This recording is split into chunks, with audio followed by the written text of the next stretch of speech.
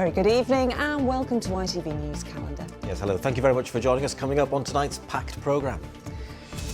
The Yorkshire family is fighting for access to a life-changing cystic fibrosis drug which could be pulled because it's too expensive. How can you look at your baby and know that there's a medication out there that is going to save their life, to be told it's too expensive for the NHS to buy? Also tonight, a teenage extremist is jailed for plotting a terror attack at a West Yorkshire mosque. We'll have the details. And also, on the eve of Remembrance Weekend, Ben Parkinson on why we must never forget and why he believes the next generation never will. I'm very proud of them, so it does give me hope. It's important for everyone to remember. One of the most famous of all steam locomotives. Returning to the South Yorkshire roots, the world's most famous locomotive pays a flying visit to mark a very special milestone.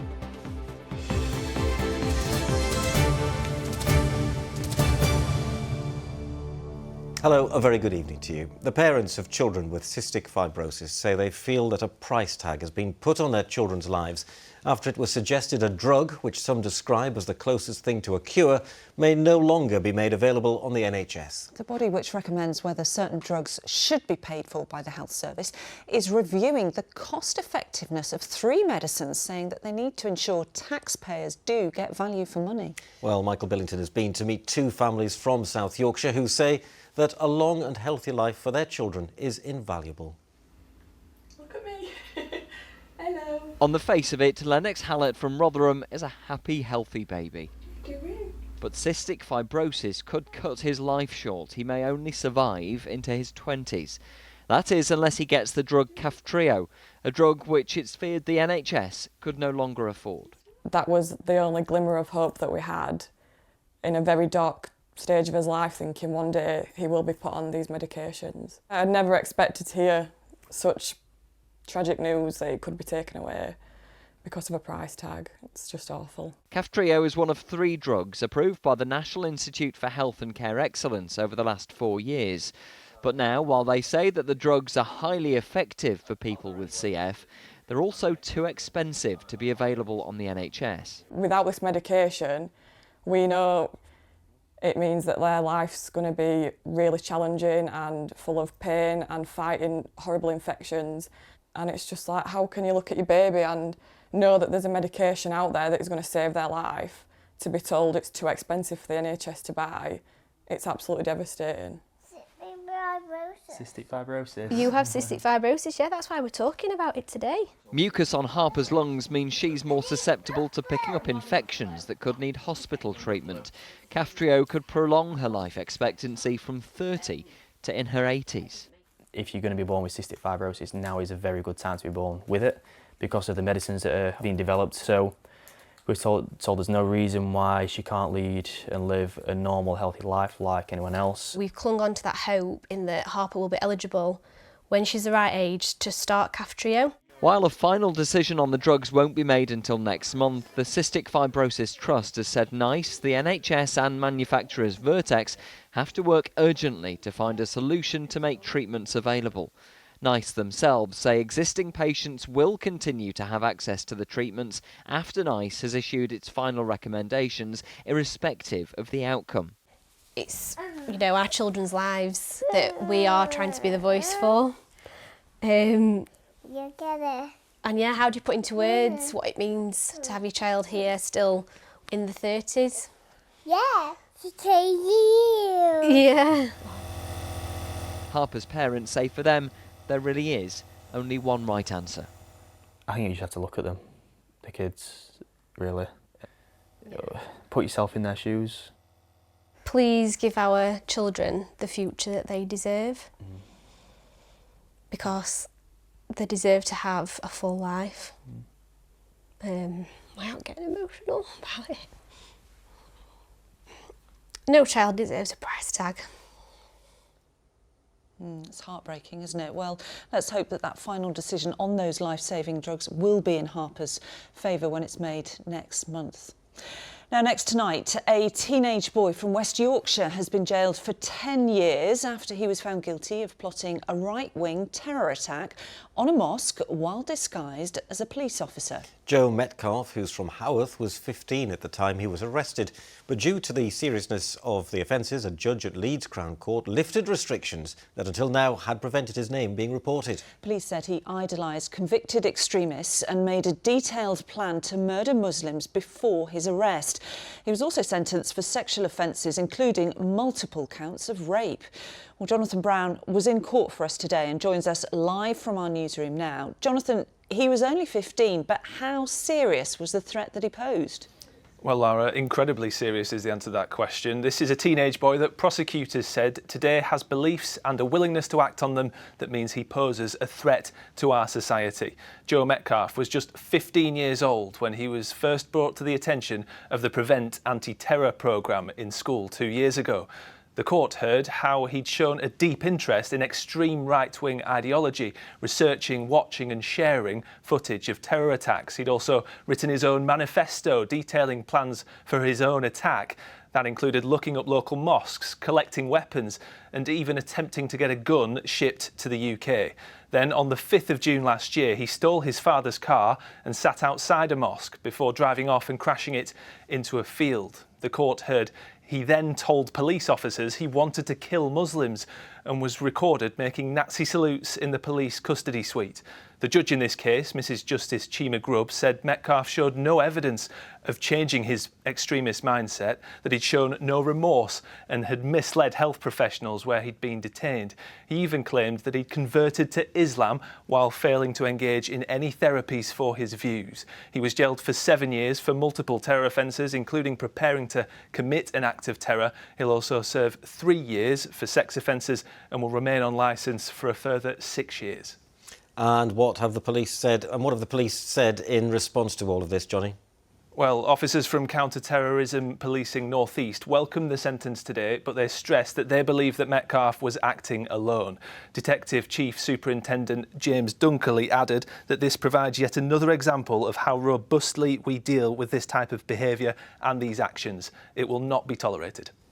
Jonathan Brown, live in the newsroom. Thank you very much. A 14-year-old schoolboy has appeared at Leeds Crown Court charged with the murder of 15-year-old Alfie Lewis, who was stabbed to death. He died after the incident, which happened in Horsforth on Tuesday afternoon. His alleged killer, who can't be named because of his age, spoke only to confirm his name. He's also been charged with possession of a knife. The teenager was remanded to a youth detention facility until December the 8th, when he'll next appear in court. 6 members of an organised crime gang, including 4 from West Yorkshire, have been jailed for more than 50 years for their part in a drugs conspiracy worth over £1.5 billion. The court heard how the group worked to smuggle Class A drugs in boxes of frozen chicken before they were repackaged and sold on to dealers. Stephen Rayner from Leeds played a leading role in the operation and was handed a 20-year jail term. The convictions follow a lengthy investigation by the Yorkshire and Humber Regional Organised Crime Unit. Now, you often see an army of volunteers fundraising for the annual Poppy Appeal on our high streets in the weeks leading up to Remembrance Sunday, and this year, of course, has been no different. But the Royal British Legion is holding an appeal of its own after suffering a drop in volunteer numbers, of course, over the pandemic. Well, the country's biggest armed forces charity is now calling on more of us to join the fight to fundraise for our forces, as Raheem Rashid reports. Thank you very much. You can pay as little as a penny or a pound for a poppy, and now you can donate through contactless. But it's the volunteers holding up those donation boxes who are being sought after. We've had a massive recruitment drive this year because obviously without those volunteers we cannot run a Poppy Appeal. Volunteers are the lifeblood of the Poppy Appeal. Without our volunteers we could not reach as many people as we can. Donations collected by volunteers support serving personnel, veterans or their families. Like Harry Birdsall, a 97-year-old World War II veteran from Wakefield, who was supported by the charity with a life-changing stair lift after he'd slept in his living room for 4 years. I take my hat off to the British Legion, what they've done for me. They've made my life a lot better.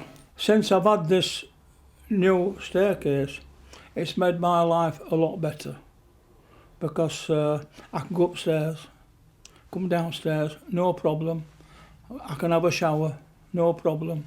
With 50,000 volunteers already on the books, the Royal British Legion is hoping that its new environmentally friendly plastic-free poppies will appeal to the next generation of fundraisers like Jessica Breckhill. It's an amazing thing. I think it shows respect for those that we've lost previous, and the charity does amazing things for currently serving and veterans. It makes you feel proud. It's a real sense of community and how the country comes together and supports each other.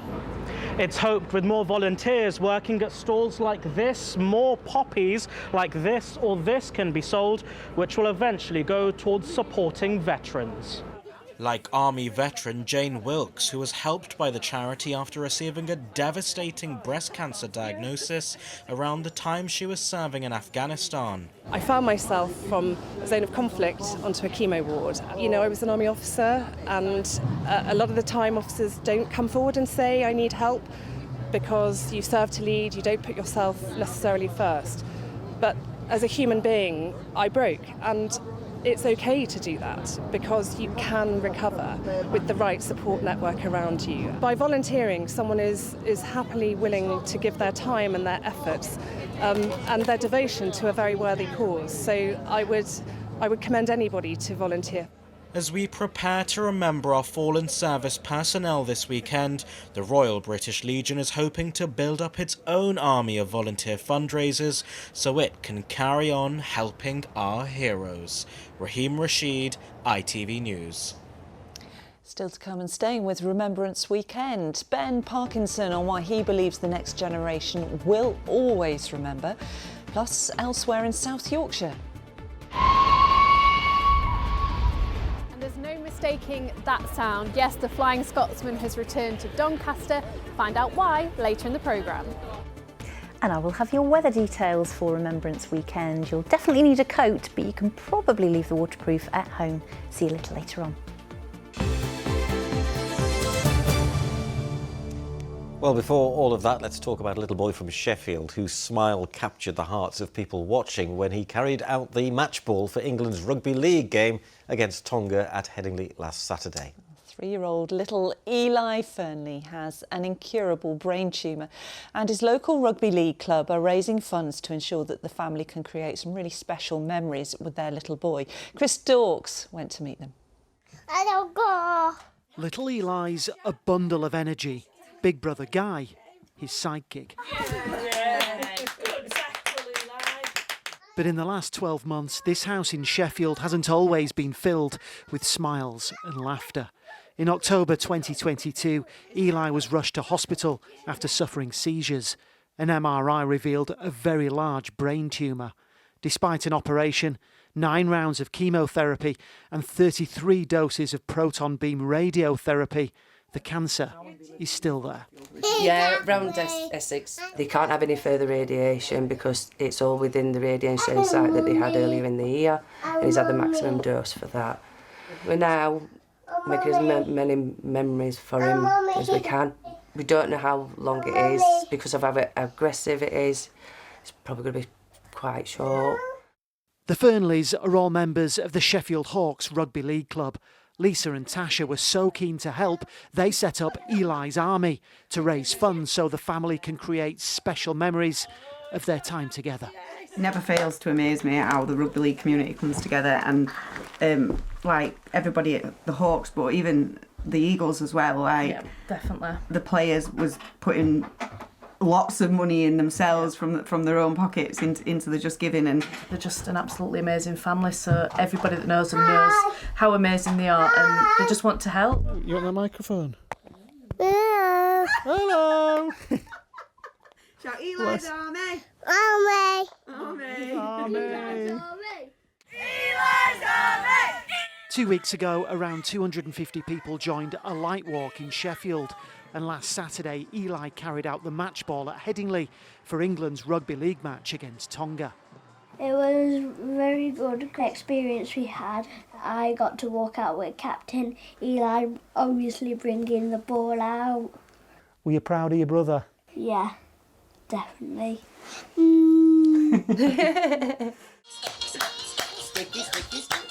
Tomorrow, a rugby fun day is being held at Dodworth Miners Welfare in Barnsley.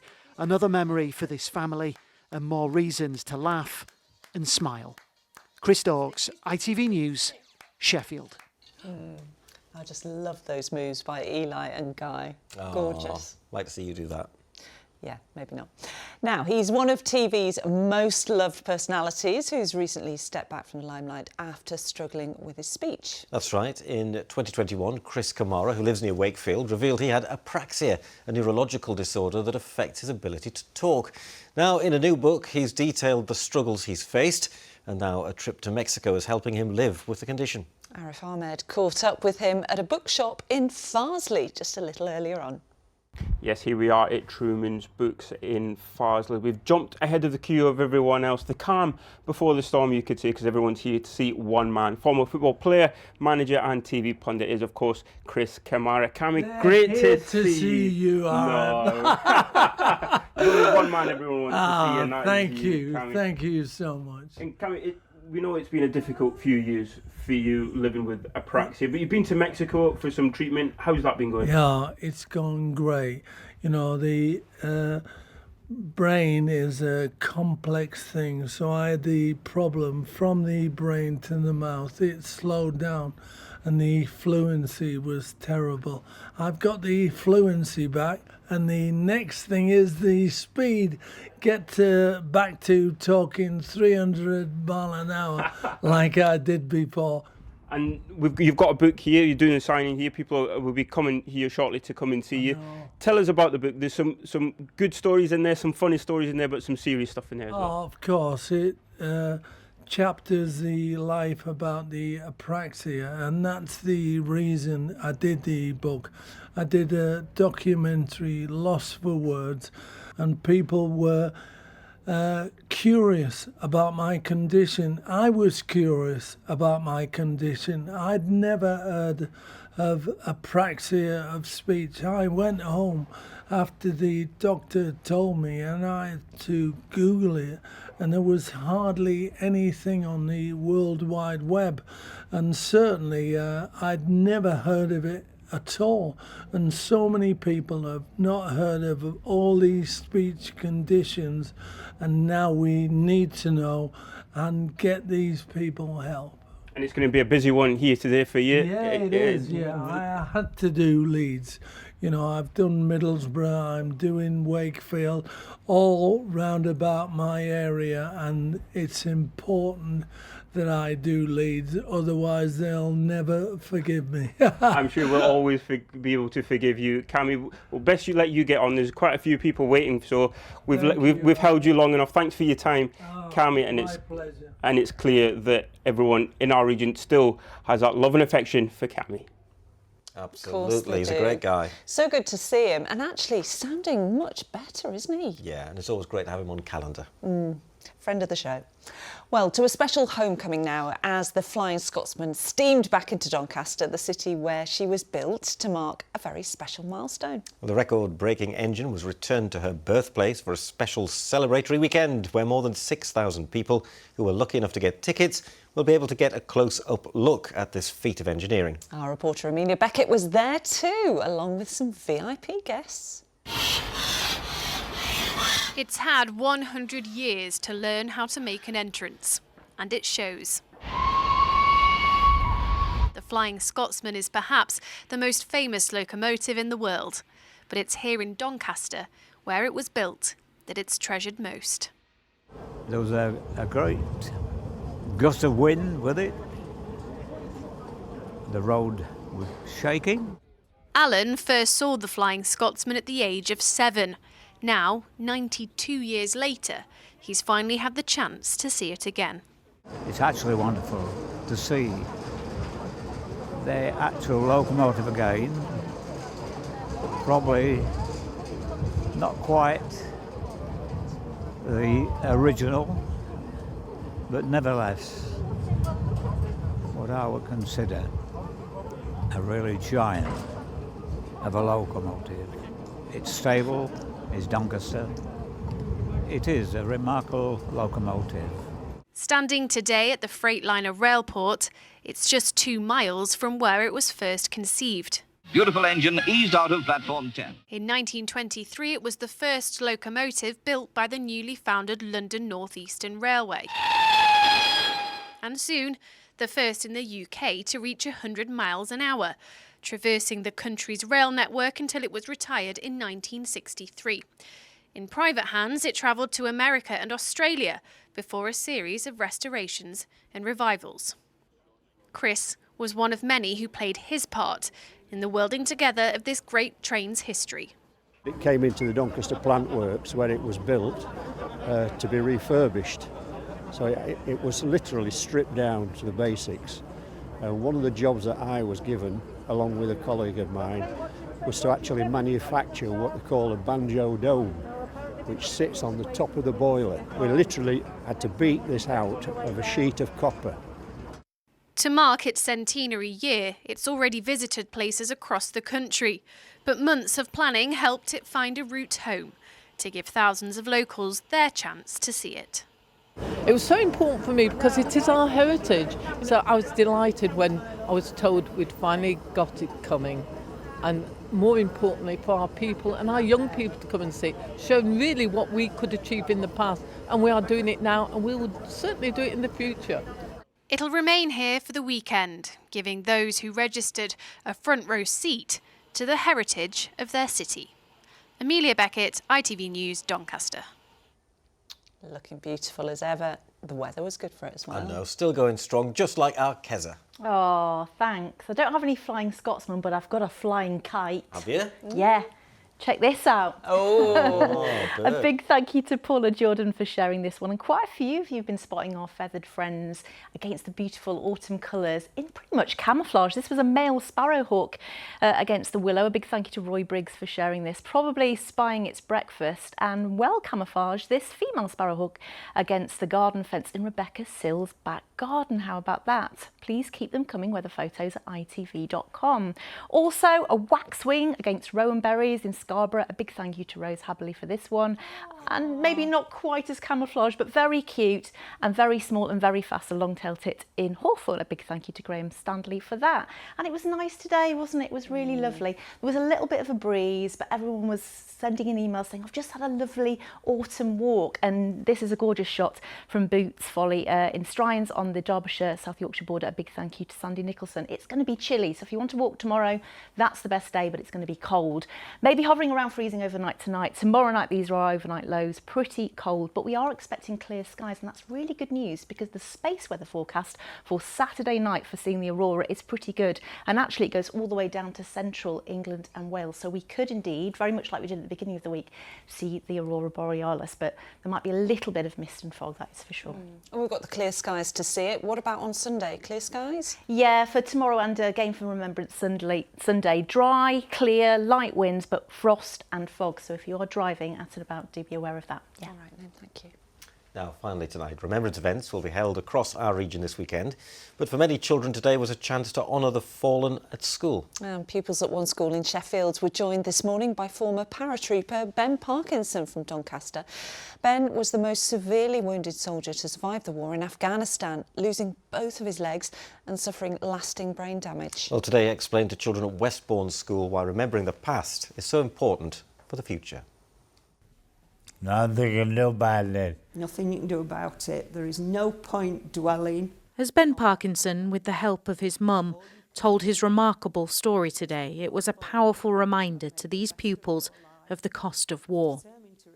After suffering devastating injuries in Afghanistan in 2006, he defied expectation to walk and talk again, and has spent many years since honouring those who didn't come back. Never forget, because they fought for you to be selling now.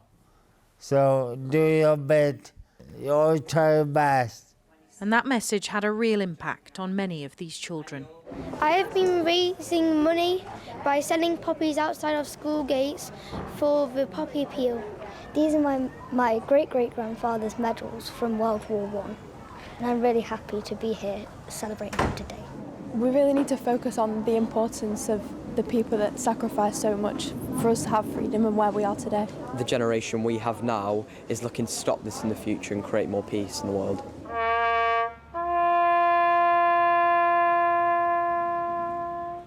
remembrance service was held after the assembly, where some of the children laid poppies they'd made in Forest School.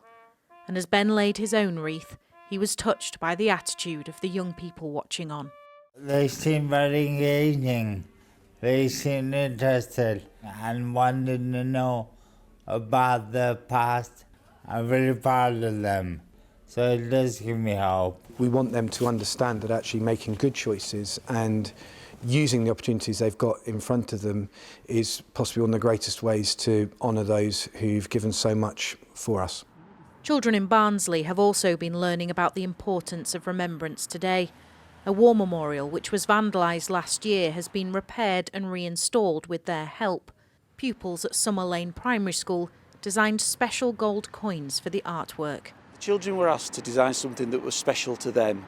So they were put into context of the soldiers who went there, and they were asked, if you were one of those soldiers, what would memories, what things would you prefer to take with you? So I wanted to take this teddy because when I was at Alton Towers, I won this teddy for my little sister, and it means a lot to me. And I did a house because it's really important to me because it's got all my family in it.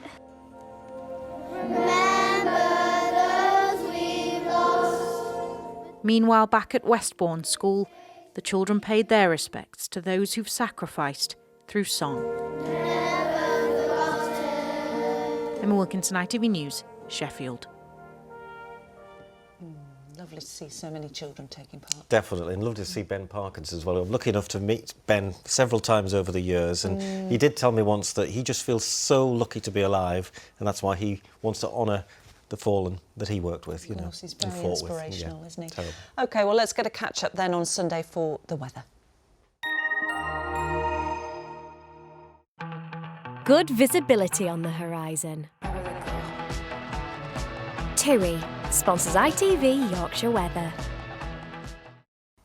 Hello again. The weekend is just around the corner. A big thank you from all of us for sharing your photos with us this week, weather photos at itv.com, like this one from yesterday in Knaresborough. A big thank you to Paul Kirby of Weatherby for sharing. And today we did have a few showers out towards the coastline, but they did move offshore into the North Sea. And for many of us, we saw a lovely dose of blue sky and just some patchy fair weather cloud, like this one in Castleford by Machiko and this one in Thorn near Doncaster by Darren.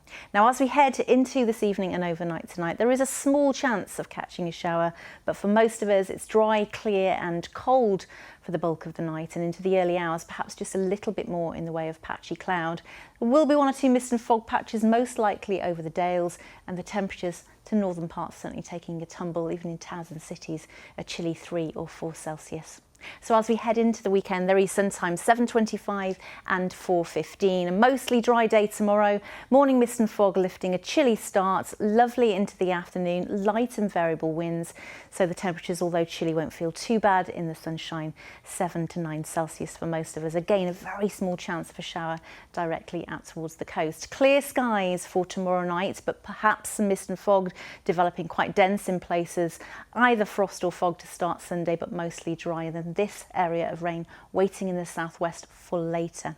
It's likely to push its way through, and then it leaves a pretty unsettled couple of days as we head into Monday and Tuesday. So showers or longer spells of rain. It will be less cold as well by day and by night.